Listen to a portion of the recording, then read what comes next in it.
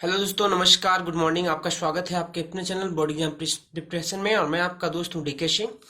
तो आपका स्वागत है। और हम लोग यहाँ पे आज दोस्तों बात करने वाले हैं क्लास 10 का सामाजिक विज्ञान। ठीक है ना, ये आपका सोशल साइंस का पेपर मैं आपके साथ डिस्कस करने वाला हूँ। और बेसिकली मैं यहाँ पे मॉडल क्वेश्चंस के बेसिस पे मॉडल आंसर आपके साथ डिस्कस करूंगा। ठीक है दोस्तों, तो जैसा कि आपको पता होगा कि हमारा जो झारखंड बोर्ड है ना, तो झारखंड बोर्ड के लिए सवाल जो है सेट किया गया है। वैसे सवाल किसी बोर्ड के हिसाब से नहीं होता। ये आपका अगर सामाजिक विज्ञान है तो आपको बोर्ड नहीं बल्कि सामाजिक विज्ञान देखना चाहिए, है ना। क्योंकि अगर आप क्लास 10 के स्टूडेंट हैं, अगर हिंदी मीडियम में पढ़ रहे हैं, तो बोर्ड चाहे आपका कोई भी होगा दोस्तों, आपका सवाल कुछ इसी प्रकार से होते हैं। आपको आंसर कैसे लिखना है वो आपको समझ में आनी चाहिए। ठीक है ना। तो फिलहाल ये जो हम लोग यहाँ पे पढ़ रहे हैं, आज हम लोग यहाँ पे बात करेंगे अलग अलग क्वेश्चंस का, कि मतलब 5 नंबर, 2 नंबर या 3 नंबर में कैसे सवाल पूछे जाते हैं, इसके बारे में बात करेंगे। ठीक है दोस्तों, तो मैं जो झारखंड बोर्ड के लिए पेपर यहाँ पे डिस्कस करूंगा, उसमें मैं यहाँ पे बात करूंगा आपको करीब 14 सवाल हम लोग डिस्कस यहाँ पे करेंगे। ठीक है ना। तो 14 सवाल में आपका जो 5 सवाल होंगे, वो 5 सवाल आपको होने वाले हैं 2-2 नंबर का। उसके बाद अगला 5 सवाल 3-3 नंबर का। उसके बाद अगला 4 सवाल 5-5 नंबर का होगा। तो टोटल हम लोग यहाँ पे जो सवाल बात करेंगे दोस्तों, वो बात करेंगे 40 नंबर के लिए। ठीक है दोस्तों, चलिए हम लोग बात कर लेते हैं यहाँ पे। तो शुरुआत का 5 सवाल जो आपके पास है, यहाँ पे देख लीजिए, शुरुआत का जो 5 सवाल आपके पास होगा 2-2 नंबर यानी कि 10 नंबर। फिर शुरुआत का उसके बाद 5 सवाल होगा, वो 3-3 नंबर यानी कि 15 नंबर। उसके बाद जो हम लोग यहाँ पे 3 ऐसे 4 सवाल में सेट किया हूँ, कोई आपको 3 बनाना है ना, तो ये आपका 5-5 नंबर यानी 15 नंबर, टोटल आपका 40 नंबर का पेपर हो गया। ठीक है ना। तो चलिए हम लोग शुरुआत करते हैं। तो पहला सवाल आप यहाँ पे देख लीजिए कि प्रति व्यक्ति आय क्या होती है। ठीक है ना।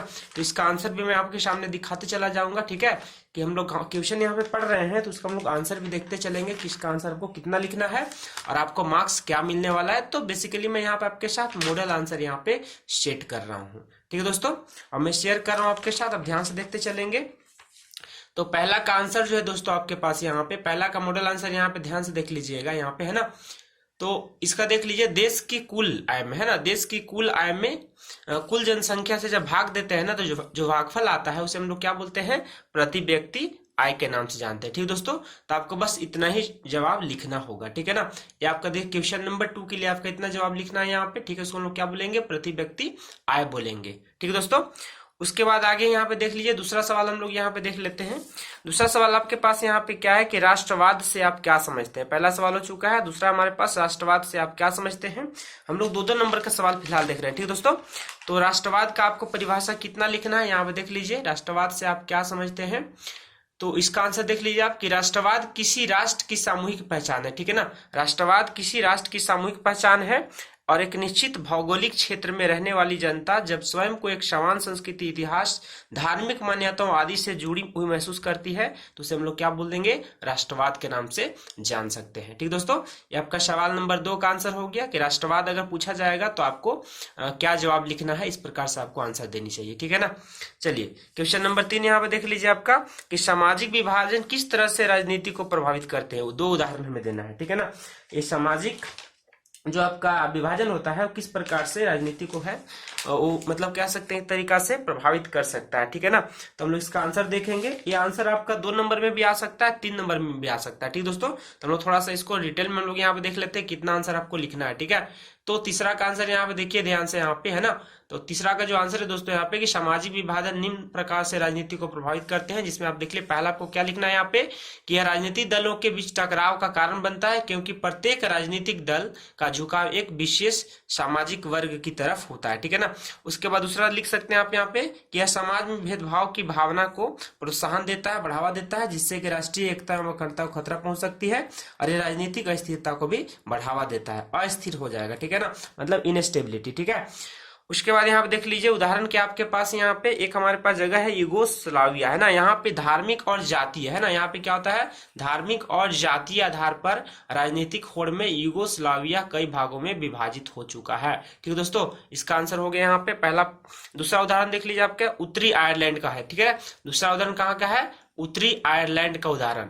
तो उत्तरी आयरलैंड में जो कैथोलिक तथा प्रोटेस्टेंट समुदाय में चले भीषण संघर्ष के कारण वहां राजनीतिक अस्थिरता उत्पन्न हो गई। तो पहला तो हमारे पास उदाहरण हो गया दोस्तों यूगोस्लाविया का, और दूसरा हो गया उत्तरी आयरलैंड का। ठीक है दोस्तों, तो आपका तीसरे नंबर सवाल का आंसर कंप्लीट होता है यहाँ पे। ठीक है, आगे हम लोग बढ़ते हैं सवाल नंबर 4 की तरफ। ठीक दोस्तों, तो सवाल नंबर 4 आपके पास देख लीजिए कि नेपोलियन बोनापार्ट कौन था। सीधा सीधा सवाल आपसे यहाँ पूछा जा रहा है कि नेपोलियन बोनापार्ट कौन था। ठीक है ना, तो इसका आंसर हमको क्या देना है, बस इतना सा आपको लिख देना उनके बारे में। ठीक है, कि नेपोलियन बोनापार्ट फ्रांस का एक क्या थे, महान सेना नायक थे, जिनके नेतृत्व में फ्रांस ने अनेक विजय प्राप्त की। ठीक है, और बाद में उसे फ्रांस का पहला सम्राट भी घोषित किया। सम्राट का मतलब क्या होता है, राजाओं का राजा। ठीक है दोस्तों, चलिए, उसके द्वारा उदारवादी शासन व्यवस्था के लिए बनाई आचार संहिता प्रसिद्ध है। ठीक है ना, क्या प्रसिद्ध है, आचार संहिता प्रसिद्ध है। ठीक है, तो आपको यहाँ पे कीवर्ड पे ध्यान देखना पड़ेगा, सम्राट यहाँ पे सम्राट पे ध्यान देखना पड़ेगा, सेना नायक है सेना नायक पे ध्यान देना पड़ेगा। ठीक है ना, तो ये सारे के सारे क्या कीवर्ड्स है जो हमें पता होना चाहिए। ठीक है दोस्तों, तो आपको पता चल चुका है यहाँ पे कि नेपोलियन बोनापार्ट कौन था, आपको इतना ही आंसर लिख देनी है। ठीक है ना, चलिए आगे हम लोग बढ़ते हैं सवाल नंबर 5। सवाल नंबर 5 यहाँ पे देख लीजिए कि बहुउद्देशीय परियोजनाओं यानी कि मल्टीपर्पस वाला जो होता है प्रोजेक्ट यानी परियोजना, उससे होने वाले 5 लाभ हमें बताना है। तो हमें यहाँ पे 5 लाभ बता देते हैं फटाफट हम लोग। ठीक है, तो हम लोग यहाँ पे देख लीजिए आंसर यहाँ पे कैसे लिखेंगे। हम लोग यहाँ पे कुछ इस प्रकार से आंसर आपको देना पड़ेगा कि बहुउद्देशीय योजनाओं से होने वाले निम्नलिखित लाभ है। ठीक है ना, निम्नलिखित लाभ है मतलब नीचे आपको लिख देना होगा। यहाँ पे पहला लाभ क्या है कि यह उन क्षेत्रों तक पानी लाता है जहां पानी का अधिक कमी होता है। बहुत ज्यादा पानी का कमी होगा तो वहां के लिए फायदेमंद साबित हो जाता है, पहला पॉइंट। दूसरा पॉइंट क्या लिखेंगे आप कि ये परियोजनाएं क्या करेंगी, जल के जो बहाव होता है उसको ये काबू में करती है, नियंत्रित करती है। ठीक है ना, तीसरा इसमें क्या लिखेंगे आप कि उद्योग का मतलब क्या होता है, फैक्ट्री वगैरह इंडस्ट्री में। ठीक है ना, और इसके अलावा घरेलू उपयोग में भी क्या होता है, ये विद्युत पैदा करने के लिए इस्तेमाल किया जा सकता है। ठीक है, हम लोग विद्युत का इस्तेमाल घरों में करते हैं। आज के समय में बिना विद्युत का तो कुछ होता नहीं है कि नहीं, बिना इलेक्ट्रिसिटी का। ठीक है, 2 मिनट लाइन कटेगा तो बेचैन हो जाते हैं हम लोग, है ना। तो आपको ये भी बात ध्यान रखना है यहाँ पे कि विद्युत यानी कि बिजली पैदा करने के लिए काम करती है, उपयोग में लाया जा सकते हैं। ठीक दोस्तों, चलिए उसके बाद हम लोग यहाँ पे आगे देखेंगे नेक्स्ट किन परियोजनाओं से, ऐसे प्रोजेक्ट से क्या होता है जो नहर होता है, नहर है ना, कैनल्स वगैरह, उन निकालकर भूमि का सिंचाई किया जा सकता है, पानी पटवन किया जा सकता है, खेती बाड़ी किया जा सकता है। ठीक दोस्तों, चलिए इसका 5वां यहाँ लाभ देख लीजिए आप कि ये अंतःस्थलीय जल परिवहन में सहायक होता है। ठीक है ना, मतलब जल परिवहन, नाव वाव शिप वगैरह जहाज वगैरह ये सब चलाने के लिए फायदेमंद साबित हो सकता है। पानी नहीं रहेगा तो कहाँ पे, रेगिस्तान में थोड़ी नाव चलाएंगे, शिप कहाँ चलाएंगे, है ना। तो शिप वगैरह चलाए जा सकते हैं, जल परिवहन किया जा सकता है। ठीक दोस्तों, ये आपका सवाल नंबर 5 हो गया। तो आप यहाँ पे देख चुके हैं दोस्तों कि हम लोग यहाँ पे 5 सवाल कवर किए हैं। तो मैं यहाँ पे 5 दूना 10 नंबर इसको मान के चलता हूँ कि आपको समझ में आ गया। ठीक है, उसके बाद देखिए अब हम लोग यहाँ पे 3 नंबर वाले सवाल डिस्कस करेंगे। क्वेश्चन नंबर 6 से लेकर जो यहाँ पे मैं 10 तक बात करूंगा वो होगा आपका सवाल 3 नंबर वाला। ठीक है ना, वो सवाल आपका कितने नंबर का होगा, 3 नंबर का सवाल होगा। ठीक है दोस्तों, तो हम लोग यहाँ पे 6 सवाल और डिस्कस करते हैं और उसके बाद हम लोग आगे बढ़ेंगे 5 नंबर वाले सवाल की तरफ। ठीक है ना, तो इसमें देख लीजिए 6 नंबर का सवाल आपसे क्या पूछा गया है कि उद्योग की अवस्थिति को, ठीक है, उद्योग की अवस्थिति को प्रभावित करने वाले 3 भौतिक कारक हमें बताना है। ठीक है ना, तो हमें इसका आंसर कैसे लिखना है, मैं आपको आंसर यहाँ पे लिख के दिखा दे रहा हूँ, है ना। तो हम लोग यहाँ पे कुछ आंसर लिखेंगे, 3 नंबर वाला सवाल है दोस्तों, तो हम लोग उसके हिसाब से हमको आंसर यहाँ पे देना पड़ेगा। ठीक है ना, कि 3 नंबर हमको मिलना भी चाहिए। ठीक है, तो यहाँ पे देख लीजिए पहला आपको कैसे लिखना है यहाँ पे कि औद्योगिक अवस्थिति को प्रभावित करने वाले भौतिक कारण निम्नलिखित है। तो पहला कारण क्या है आपके पास, अनुकूल जलवायु। ठीक है ना, आपका जो क्लाइमेट सही होना चाहिए। ठीक है, तो क्या लिखेंगे, अनुकूल जलवायु लिखेंगे। ठीक दोस्तों, उसके बाद यहाँ पे देख लीजिए इसमें क्या लिखना है आपको कि हालांकि जलवायु कुछ ही उद्योग को प्रभावित काफी करते हैं, है ना। जैसे सूती वस्त्र उद्योग के लिए नमीयुक्त जलवायु आवश्यकता होती है, इस प्रकार के उद्योग बंबई गुजरात क्षेत्र में पाई जाती है। कहने का मतलब क्या है कि ये हर चीज के लिए ज्यादा जरूरी तो नहीं है, लेकिन ज्यादातर उद्योग ऐसे हैं जिसके लिए पानी जलवायु आवश्यक होता है। इसीलिए हम लोग देखते हैं ना, जो सूती वस्त्र का जो उद्योग होता है कपड़े वगैरह का, वो बंबई और गुजरात जैसे इलाकों में सेट किया जाता है, क्योंकि वहां पे पानी का उतना ज्यादा दिक्कत नहीं है, क्योंकि भारत का वो तटीय क्षेत्र में आते हैं, कोस्टल एरिया, कोस्टल रीजन। ठीक है दोस्तों, इसीलिए यहाँ पे आप सोचिएगा झारखंड में उद्योग स्थापित करेंगे सूती का, तो संभव नहीं है, सबके लिए अपना अपना क्षेत्र होना चाहिए। ठीक है दोस्तों, चलिए सवाल नंबर 6 आपको समझ में आ गया। आते हैं आगे, हम लोग बढ़ते हैं सवाल नंबर 6 का दूसरे पार्ट में। मतलब पहला हमारे पास हो गया 3 कारक पूछा गया था, तो पहला कारक मैंने बताया हुआ है आपको। ठीक है ना, यहाँ पे क्या पूछा गया आपसे, 3 कारक पूछा गया। ठीक है, तो पहला कारक मैंने बता दिया।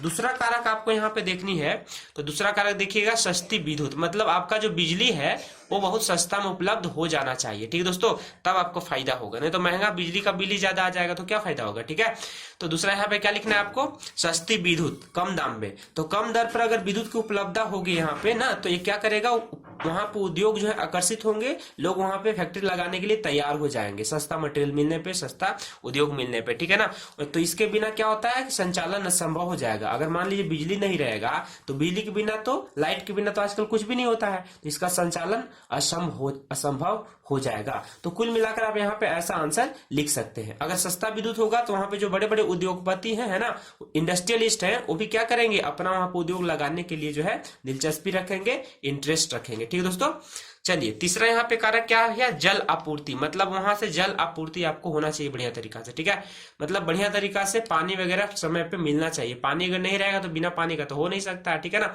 तो ये आपका हो गया जल आपूर्ति। ठीक है, तो इसमें हम लोग क्या लिखेंगे कि जो उद्योग हमारे होते हैं उनको जल का अधिक मात्रा में आवश्यकता होता है। यही कारण है कि अधिकांश उद्योग जो होते हैं विकसित वहीं पे किए जाएंगे जहां पे जल की उपलब्धता होती है, उपलब्धता। ठीक है, जल ज्यादा मात्रा में अवेलेबल होगा, उपलब्ध होगा, तभी वहां पे इंडस्ट्री सेट किए जाते हैं। ठीक दोस्तों, चलिए आगे बढ़ते हैं हम लोग डी नंबर में।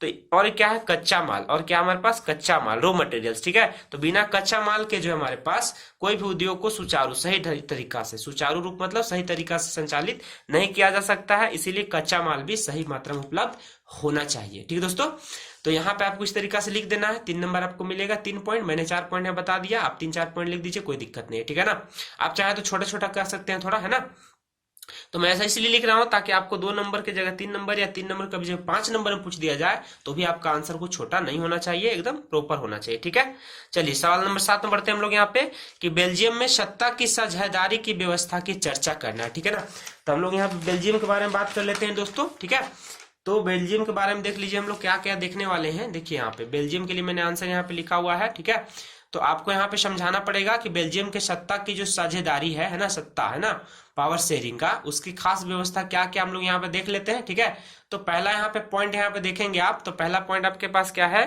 कि वहां पे पहला पे क्या है यहाँ पे कि वहां पे संविधान में स्पष्ट है कि केंद्रीय सरकार जो है ना, केंद्रीय सरकार डच एवं फ्रेंच भाषी मंत्रियों की संख्या बराबर होगी, ऐसा वहां पे संविधान में लिखा गया है। दूसरा यहाँ पे खास बात क्या है कि इसमें कोई भी भाषी के लिए एक तरफा कानून कभी भी नहीं बनाया जा सकता। ठीक है, तीसरा खास बात क्या है कि यहाँ केंद्र सरकार एवं राज्य सरकारों के बीच स्पष्ट रूप से व्यक्तियों का मतलब जो है एक कह सकते हैं, बोलते हैं कि वहां पे जो शक्ति है, पावर वगैरह है ना, वो क्या है, विभाजित किया गया है, तो भी इसका एक पॉइंट है। चौथा यहाँ पे देख लीजिए, ध्यान से देख लीजिए, खास बात वहां पे क्या है, तो चौथा यहाँ पे खास बात देख लीजिए कि किसी भी मामले में राज्य सरकारें केंद्र सरकारों के अधीन नहीं होते हैं, वो इंडिपेंडेंट होते हैं। ठीक है ना, मतलब अपना फैसला खुद ले सकता है। उसके बाद देखिए 5 नंबर में आप क्या लिख सकते हैं कि वहां पर एक तीसरे स्तर की भी सरकार होती है, जिसे हम लोग क्या बोलते हैं, सामुदायिक सरकार कहते हैं। ठीक है दोस्तों, हम लोग भारत में इसको पंचायती राज सरकार कहते हैं, इसको हम लोग 3rd लेवल में ना पंचायती राज का सरकार कहते हैं, लेकिन वहां पर इसको सामुदायिक सरकार कहते हैं। अब इस सरकार में क्या होता है कि जो प्रतिनिधि का चुनाव किया जाता है वो अलग अलग भाषी लोग, अलग अलग भाषा बोलने वाले लोग होते हैं, उनके समुदाय के द्वारा, उनके कम्युनिटी के द्वारा किया जाता है। ठीक है दोस्तों, तो यहाँ पे आपका आंसर कंप्लीट होता है 7 नंबर का। ठीक है ना, अब आते हैं हम लोग आगे, यहाँ बढ़ते हैं 8 नंबर में। तो 8 नंबर सवाल यहाँ पे देख लीजिए, आपका अर्थशास्त्र यानी कि इकोनॉमिक्स से है। तो ये देखिए, भारत में जो उपभोक्ता आंदोलन की शुरुआत है किन कारणों से, हमें कारण बताना है और इसके विकास के बारे में कुछ हमें बताना है, टिप्पणी करना है, लिख देना है, एक्सप्लेन करना है, जो भी कह लीजिए। ठीक है ना, तो आपको यहाँ पे उपभोक्ता आंदोलन के बारे में लिखना है, क्वेश्चन नंबर 8। ठीक है दोस्तों, तो 8 नंबर यहाँ पे देखिए, आपका मोबाइल स्क्रीन में दिख रहा होगा कि आपको आंसर कितने लिखनी है, देख लीजिए यहाँ पे ध्यान से। तो पहला आपको यहाँ पे क्या लिखना है, यहाँ पे सबसे पहले देख लीजिए, यहाँ पे 1986 में इसका जो है शुरुआत किया गया था। ठीक है ना, और कारण क्या है, तो निम्नलिखित कारण है। पहला कारण यहाँ पे देख लीजिए कि उत्पादकों तथा विक्रेताओं द्वारा उपभोक्ताओं का शोषण हो रहा था। दूसरा कारण क्या है कि उपभोक्ता जो है, कस्टमर है, कंज्यूमर है, उनके सुरक्षा के लिए सरकारी स्तर पर कानूनी संस्थाओं का अभाव था, कमी था, है ना, अभाव मतलब कमी था। नेक्स्ट हमारे पास है कि उपभोक्ता सुरक्षा को बढ़ावा तथा विक्रेताओं के अनैतिक एवं अनुचित व्यवस्था शैली पर रोक लगाना था। तो इस तरीका से कारण हो सकता है कि नहीं। तो ये जो ऊपर लिखे गए जो कारण है दोस्तों, इन्हीं सारे कारण को लेकर जो है भारत में जो है बहुत सारे संगठन, ठीक है ना, बहुत सारे जो ऑर्गेनाइजेशन है, उन्होंने क्या किया, एक अधिनियम बनाने के लिए जो है मांग किया था। और ये चर्चा 1960 से चल रही थी और अंततः करीब करीब 26 साल बाद 1986 में संसद, इंडियन पार्लियामेंट के द्वारा जो है ये नियम पारित कर दिया गया था, जिसका नाम क्या है, उपभोक्ता संरक्षण अधिनियम, ठीक है दोस्तों, कंज्यूमर कंजर्वेशन एक्ट, ठीक है, जो कब पारित किया गया 1986 में। तो ध्यान रखिएगा मेरे साथियों, आपका ऑब्जेक्टिव सवाल पूछा जा सकता है। चर्चा कब से चल रहा था संगठन द्वारा, 1960 से, और 1986 में हमारे भारतीय संसद देश से पारित कर दिया, जिसका नाम दिया गया उपभोक्ता संरक्षण अधिनियम, ठीक है ना। तो आपको इतना आंसर लिखना है, ठीक है। चलिए आगे हम लोग बढ़ते हैं क्वेश्चन नंबर 9 की तरफ। तो क्वेश्चन नंबर 9 यहाँ पे देख लीजिएगा ध्यान से, ये क्या पूछा गया यहाँ पे कि ब्रेटन वुड्स समझौते का अर्थ बताइए, ठीक है ना। ये आपका जो समझौता हुआ था ब्रेटन वुड्स वाला, उसके बारे में आपको बताना है, ठीक है। तो इसका आंसर आपको क्या यहाँ पे लिखना है, एक्सप्लेन कर देते हैं यहाँ पे, ठीक है। तो आपको आंसर यहाँ पे देखिए, आपको इतना लिखना है मात्र, देख लीजिए। आपको यहाँ पे लिखना है कि द्वितीय विश्व युद्ध के पश्चात विश्व की विखंडित, मतलब अखंड भारत टाइप का कह सकते हैं। तो ये तो भारत की बातें है नहीं, ये तो हम लोग यहाँ पे ब्रेटन वुड्स वाला कहानी पढ़ रहे हैं, उनके बारे में हम लोग चर्चा कर रहे हैं, ठीक है ना। तो विखंडित का मतलब होता है मतलब विभाजन हो जाना, टूट जाना, तो बिखर जाना, है ना। तो वहां की जो अर्थव्यवस्था जो है विखंडित हो गई थी, चितर वितर टाइप का हो गया था, जैसे हमारे कोरोना में कैसे हो गया था, उसी प्रकार से, ठीक है। तो यहाँ पे कह सकते हैं उसको जो है सही रास्ते पे लाने के उद्देश्य से जो है 1944 में जो क्या किया गया अमेरिका में, है ना, अमेरिका में ब्रेटन वुड्स समझौता हुआ। और इस समझौते का उद्देश्य औद्योगिक विश्व में आर्थिक स्थिरता तथा पूर्ण रोजगार को बनाए रखना था। इसका मुख्य उद्देश्य क्या था, आर्थिक स्थिरता को और पूर्ण रोजगार को बनाए रखना था, ठीक है दोस्तों। उसके बाद देख लीजिए कि इसके अंतर्गत क्या क्या चीजें हो गई। इस समझौते के अंतर्गत जो है अंतर्राष्ट्रीय मुद्रा कोष तथा विश्व बैंक, दो तरह के और भी संगठन यहाँ पे बात किया गया इंटरनेशनल लेवल पे, है ना। विश्व बैंक, वर्ल्ड बैंक के माध्यम से जो है युद्धोत्तर आर्थिक व्यवस्था को सुधारने का प्रयास किया गया था, और इसी कारण युद्धोत्तर अंतर्राष्ट्रीय आर्थिक व्यवस्था ब्रेटन वुड्स समस्या के नाम से भी जाना जाता है, ठीक है दोस्तों। तो आपको आंसर यहाँ पे लिख देना, यहाँ तक आप आंसर लिखेंगे, आपका 3 नंबर मिल गया, ठीक है ना।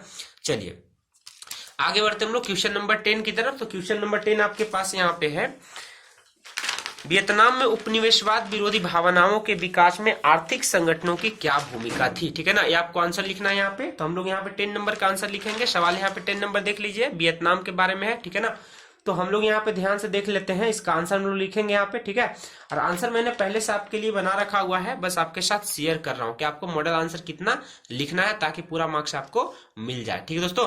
चलिए तो हम लोग यहाँ पे लिख लेते हैं, निम्नलिखित भूमिका है, आपसे पूछा गया पूरा लिख दीजिएगा, जो क्वेश्चन पूछा गया पूरा लिखिएगा। मैंने डायरेक्टली यहाँ पे लिख रखा हुआ है निम्नलिखित भूमिका है, ठीक है।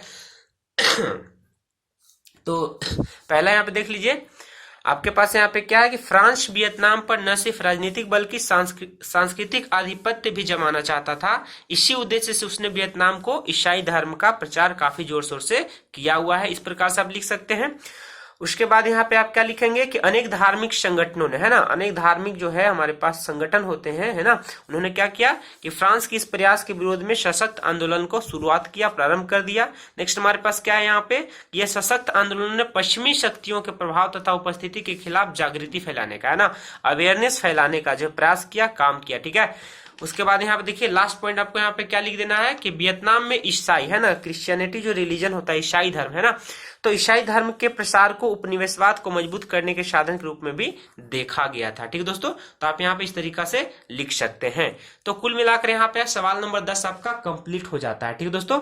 आगे हम लोग बढ़ते हैं सवाल नंबर, आगे हम लोग यहाँ बढ़ते हैं सवाल नंबर 11 की तरफ। तो सवाल नंबर 11 यहाँ पे देख लीजिए आपके पास मोबाइल स्क्रीन में। अब 10 नंबर तक सवाल आपका कंप्लीट हो गया, तो ये आपका हो गया 3-3 नंबर का सवाल। अब हम लोग 11 नंबर से सवाल जो शुरू करेंगे दोस्तों, ये सवाल आपका होगा कुल मिलाकर 5-5 नंबर वाले सवाल, ठीक है ना। हम लोग अब यहाँ पे लॉन्ग आंसर टाइप बात करेंगे, दीर्घ उत्तरीय हम लोग अब बात करेंगे, ठीक है ना। दीर्घ उत्तरीय हम लोग सवाल यहाँ पे बात करेंगे, और जिसका आंसर आपको मैं यहाँ पे शेयर कर रहा हूँ, ठीक है दोस्तों।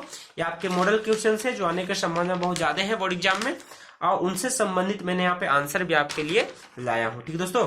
चलिए तो हम लोग यहाँ देख लेते हैं 11 नंबर सवाल आपके पास क्या है कि भारतीय रिजर्व बैंक अन्य बैंकों की गतिविधियों पर किस प्रकार नजर रखता है और यह क्यों जरूरी है, ठीक है ना। तो इसका आंसर आप यहाँ पे देख लीजिए, इसका आंसर आपके पास यहाँ पे क्या होना चाहिए, कुछ इस प्रकार का आंसर आप लिख सकते हैं, ठीक है ना।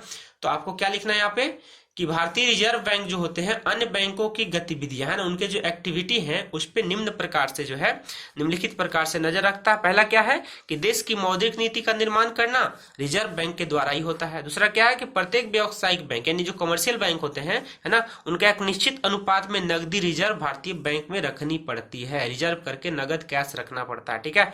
नेक्स्ट हमारे पास तीसरा पॉइंट देख लीजिए यहाँ पे कि जो रिजर्व बैंक इस बात पर नजर रखता है कि उद्योगपति जो है उनके अलावा छोटे मोटे जो किसान होते हैं, उद्यमी होते हैं, बिजनेसमैन होते हैं, उनको भी जो कर्ज मिलना चाहिए, बैंक से लोन मिलना चाहिए। ऐसा नहीं होना चाहिए कि अमीर आदमी को खाली लोन मिले, गरीब आदमी को लोन का मौका न मिले। तो इस बात पे भी ध्यान रखा जाता है। ठीक है दोस्तों, तो उम्मीद करता हूं कि तीसरा पार्ट आपको समझ में आ गया, ताकि अर्थव्यवस्था हमारा संतुलित रह सके, बैलेंस रह सके। ठीक है ना, चलिए आगे बढ़ते हैं हम लोग। लास्ट पॉइंट यहाँ पे देख लीजिए, यहाँ पे डी नंबर का।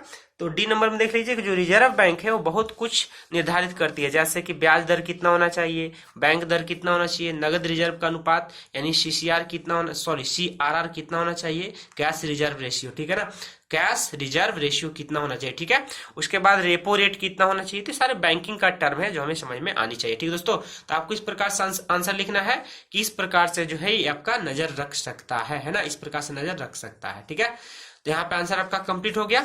आगे हम लोग यहाँ पे आइए बढ़ते हैं सवाल नंबर 12 की तरफ। सवाल नंबर 12 आपके पास है कि राष्ट्रीय राजनीतिक दल एवं प्रांतीय, प्रांतीय कहने का मतलब क्या होता है, लोकल, है ना, लोकल लेवल का जो दल होता है, राजनीतिक पार्टी होता है ना, उसके बारे में हम लोग को बताना है, उनके बारे में अंतर बताना है। ठीक दोस्तों, तो आप देख लीजिए राजनीतिक दल जो है दो प्रकार से, एक होता है राष्ट्रीय स्तर पे, एक होता है हमारा प्रांतीय स्तर पे, लोकल, है ना, स्टेट लेवल कह सकते हैं या छोटे छोटे लेवल पे कह सकते हैं। तो कैसे मतलब उनमें अंतर हम लोग, ये अंतर हम लोग को बताना है। ठीक दोस्तों, तो पहला अंतर क्या लिखेंगे, राष्ट्रीय के बारे में देख लीजिए कैसे पॉइंट आप लिखेंगे।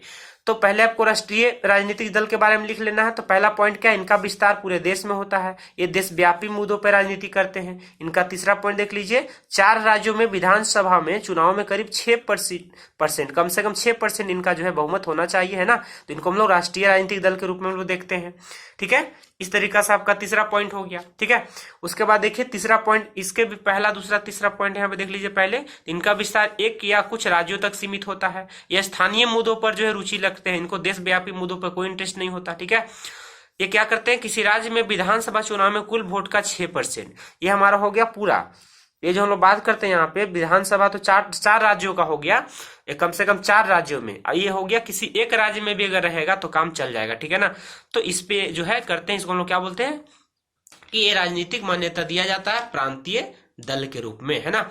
चौथा पॉइंट यहाँ पे देख लीजिए आपके पास क्या है। तो चौथा पॉइंट यहाँ पे उदाहरण देख लीजिए, भारतीय राष्ट्रीय कांग्रेस यानी आईएनसी, इंडियन नेशनल कांग्रेस, ये आपका उदाहरण हो गया। दूसरा है बीजेपी, भारतीय जनता पार्टी, ये राष्ट्रीय पार्टी है। छोटे मोटे पार्टी देख लीजिए आपका, प्रांतीय पार्टी हमारे झारखंड से संबंधित क्या क्या है दोस्तों, तो झारखंड मुक्ति मोर्चा, जेएएम, आजसू पार्टी हो गया, ऑल झारखंड स्टूडेंट यूनियन, ठीक है ना, सुदेश महतो का पार्टी है। ठीक है, ऑल झारखंड स्टूडेंट यूनियन। ठीक है, तो इस प्रकार से लिख सकते हैं। मैं झारखंड पेपर डिस्कस कर रहा हूँ कुल मिलाकर मॉडल आंसर, इसलिए मैं इस पार्टी का एग्जांपल दे रखा हूं। ठीक दोस्तों, चलिए आगे बढ़ते हैं हम लोग सवाल नंबर 13 की तरफ। ठीक है, तो सवाल नंबर 13 देख लीजिए मोबाइल स्क्रीन में कि जो नमक यात्रा है, इतिहास का सवाल है कि नमक यात्रा की चर्चा करते हुए स्पष्ट करें कि यह उपनिवेशवाद के खिलाफ प्रतिरोध का एक असरदार प्रतीक था। इसको मैं नमक यात्रा के बारे में, गांधी जी का जो दांडी यात्रा है, कुल मिलाकर उनके बारे में हमको यहाँ पे चर्चा कर लेनी है थोड़ा। ठीक है दोस्तों, चलिए तो इसका आंसर यहाँ पे देख लीजिए, यहाँ पे ध्यान से, है ना। तो गांधी जी के द्वारा जो है नमक पर लगे जो टैक्स था ना, नमक पर जो टैक्स लगा गया था, उसके विरोध में आंदोलन चलाया गया था। गांधी जी को लगता था कि नमक एक ऐसा चीज है जो मतलब कह सकते हैं कुल मिला के हम लोग तो हर किसी के लिए जरूरी है। ठीक है ना, तो उन्होंने क्या किया था, अपने साथियों द्वारा जो है साबरमती आश्रम से, कहाँ पे, साबरमती आश्रम से एक दांडी यात्रा किया। दांडी नामक तटीय क्षेत्र है, वहां तक करीब माना जा रहा है कि 240 किलोमीटर तक पैदल यात्रा किया था उन्होंने। ठीक है, दूसरा यहाँ पे क्या है कि दांडी यात्रा द्वारा ही गांधी जी ने सविनय अवज्ञा आंदोलन की शुरुआत की, इसके द्वारा ही किया था। ठीक है, दूसरा पॉइंट हो गया। तीसरा पॉइंट क्या है कि स्वतंत्रता के लिए, यानी भारत हमारा देश का स्वतंत्रता के लिए जो है, देश को एकजुट करने के लिए गांधी जी ने जो है नमक को एक शक्तिशाली प्रतीक के रूप में माना। बोला कि नमक एक ऐसा चीज है जो हर एक इंसान के लिए जरूरी है, चाहे वो भारतीय नागरिक हो चाहे कोई भी नागरिक हो, हर एक इंसान के लिए जरूरी है। इसीलिए गांधी जी ने इसे एक मजबूत हथियार के रूप में इस्तेमाल किया। ठीक दोस्तों, उसके बाद देखिए आपके पास यहाँ पे क्या, डी नंबर, सी नंबर तो आपको समझ में आ गया आपको क्या लिखना है यहाँ पे। ठीक है, हम लोग 5 नंबर वाले सवाल डिस्कस कर रहे हैं। हाँ दोस्तों, भले मैं झारखंड बोर्ड के लिए मैं फिलहाल यहाँ पे पेपर के हिसाब से मैं यहाँ बात कर रहा हूँ, लेकिन हिंदी मीडियम के सारे बोर्ड में इसी प्रकार सवाल होते हैं, तो आपका हर जगह काम आ सकता है। अगर आप 10th बोर्ड के हिंदी मीडियम के स्टूडेंट हैं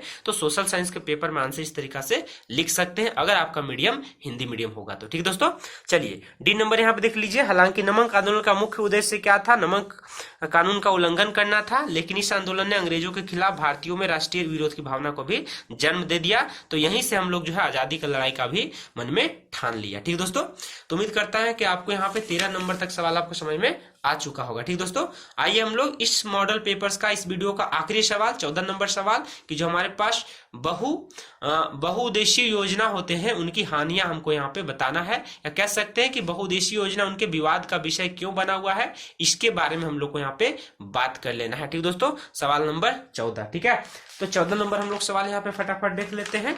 इसके क्या क्या मतलब जो है हमारे पास कमियां हैं, क्या क्या कारण हम लोग देख लेते हैं। तो देख लीजिए यहाँ पे क्या क्या निम्नलिखित कारण हो सकते हैं। तो पहला कारण आपके पास क्या है कि भारी पैमाने पे क्या होता है, लोगों का विस्थापन किया जाता है, गरीब लोगों का एक जगह से दूसरी जगह, उनका जमीन बर्बाद होता है, उनका आजीविका बर्बाद होता है, उनका संसाधन बर्बाद होता है ना।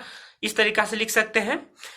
और दूसरा क्या हो सकता है कि परियोजनाएं जो है पर्यावरण को भी प्रभावित कर सकते हैं। तीसरा यहाँ पे क्या हो सकता है कि बड़े बांध का निर्माण से भारी मात्रा में वनों का कटाई किया जाता है, डिफोरेस्टेशन, जंगल का कटाई हो सकता है। ठीक है, चौथा क्या है कि बांध टूटने पर आसपास के इलाके में जलमग्न हो जाएंगे, बाढ़ का स्थिति हो सकता है। ठीक है ना। पांचवा पॉइंट क्या लिख सकते हैं यहाँ पे आप कि बाढ़ वाले क्षेत्र में बनाए जाने से, है ना, बाढ़ वाले क्षेत्र में जो बनाए जाने वाले जलाशय है, जो पानी का जो पुंड वगैरह तालाब वगैरह हो गया, है ना, तो उससे क्या होता है वनस्पति एवं भूमि जल में डूबकर क्षतिग्रस्त हो जाते हैं। ठीक दोस्तों, तो जो हमारा बहुउद्देशीय योजनाएं हैं, परियोजनाएं हैं, उनके क्या क्या कारण है, क्या विवाद का कारण क्यों बना हुआ था, इसका आंसर हम लोग कुल इस प्रकार से लिख सकते हैं। ठीक दोस्तों, तो उम्मीद करता हूं दोस्तों कि आपको ये जो बातें समझ में आ गया होगा। ठीक है ना, और यहां तक बातें अगर समझ में आ गया तो आप आंसर आसानी से लिख सकते हैं। तो यहां तक वीडियो में बने रहने के लिए आपका धन्यवाद। उम्मीद करता हूं कि आपका बोर्ड एग्जाम अच्छा जाएगा। ठीक है दोस्तों, चलिए तो आज के लिए इतना ही, मिलते हैं इसी प्रकार से वीडियो के साथ, नए वीडियो के साथ। ठीक है, अगर आप मेरे चैनल पे नए हैं तो उसको सब्सक्राइब कर लीजिएगा और नोटिफिकेशन ऑन कर लीजिएगा, बेल बटन को दबा लीजिएगा। बाकी बताइएगा वीडियो आपको कैसा आया, पसंद आया है ना कि नहीं आया, लाइक ठोक दीजिएगा। और अगर आपको पसंद आता है तो दोस्तों के बीच शेयर भी कर दीजिएगा। ठीक दोस्तों, चलिए मिलते हैं अगले वीडियो में। आज के लिए इतना ही, तब तक के लिए जय हिंद, वंदे मातरम।